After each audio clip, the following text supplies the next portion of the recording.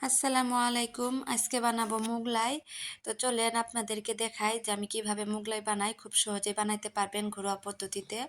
তো আমি এখানে আটা নিয়েছি। আটার ভিতরে একটু তেল আর একটু স্বাদ অনুযায়ী লবণ দিয়ে ভালো করে মেখে নেব আটাটা।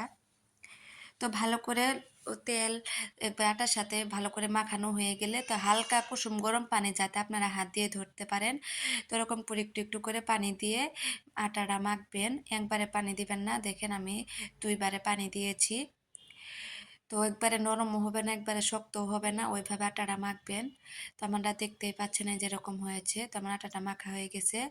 এখন লাগবে, তো আমি এখানে পেঁয়াজ নিয়েছি, মরিচ, তারপরে নিয়েছি গাজর আর ধনে পাতা। এখন স্বাদ মতো লবণ দিয়ে ভালো করে মেখে নেব। তো আমাদের ঘরে এগুলাই ছিল, তো এগুলাই দিয়েছি। মোগলাইয়ের ভিতরে যে ইটা বানিয়ে দে, তো ওগুলো আমি আর বানাই নাই। তো এর ভিতরে 2টা ডিম দিয়ে দিলাম। ডিম দিয়ে ভালো করে এখন এগুলা সব নাড়িয়ে চাড়িয়ে মিশিয়ে নেব। তো এটা তো রেডি হয়ে গেল। এখন বানাবো রুটি। তো রুটির জন্য আমি আমি যে তাহানি আটা মেখেছি, তো এখানে 2টা মোগলাই হবে। তো আমি 2টা ভাগ করে নিয়েছি। তো এখানে একটা রুটি বানিয়ে নিচ্ছি। অনেক বড় করে নিয়েছি, অনেক বড় রুটি বানাতে হবে। তো এখন আমি রুটিটা বানাচ্ছি।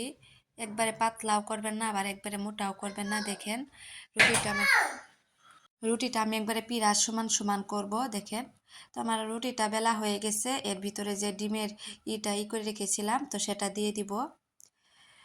তো আমি এখানে অর্ধেক দিয়ে দিব, তো আর অর্ধেকটা পরের ডার মধ্যে দিয়ে দিব। তো দিয়ে দিয়েছি। এখন এটা 2 পাশে দেখেন এভাবে পল্টে নেবেন। তো ওই যে 2 সাইডে আমি পল্টে নিলাম 4 পাশ থেকেই।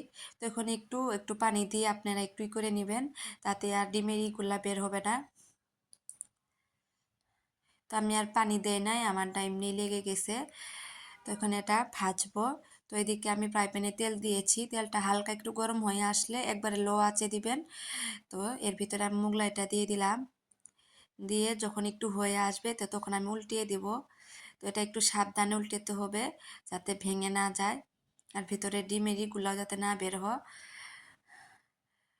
তো আমি এপাশ ওপাশ করে ভালো করে ভেজে নিচ্ছি, যাতে ভিতরটাও ভালো করে সিদ্ধ হয়ে যায়। আবার কাঁচা থাকলে ভালো হবে না।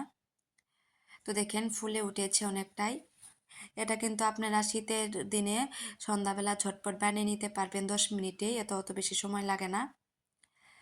তো খাইতে যখন ইচ্ছে হবে তখনই বানিয়ে নিয়ে খেয়ে ফেলবেন। তো এখন এই তো এটা কাইটে আপনাদের দেখাই কেমন হয়েছে ভিতরটা। তো বাসায় বানানে খাওয়াটাই হয়েছে আলাদা মজা, আর বাইরেটাই খাওয়া হয়েছে আলাদা মজা। তো এই তো আমার মোগলাই রেডি। তো ভিডিওটা ভালো লাগলে অবশ্যই লাইক কমেন্ট ফলো দিয়ে রাখবেন, আর যারা ইউটিউব থেকে দেখবেন অবশ্যই সাবস্ক্রাইব করে রাখবেন। সবাই ভালো থাকবেন। নতুন নতুন ভিডিও পেতে কমেন্ট বক্সে বলবেন আপনারা কী ধরনের ভিডিও দেখতে চান।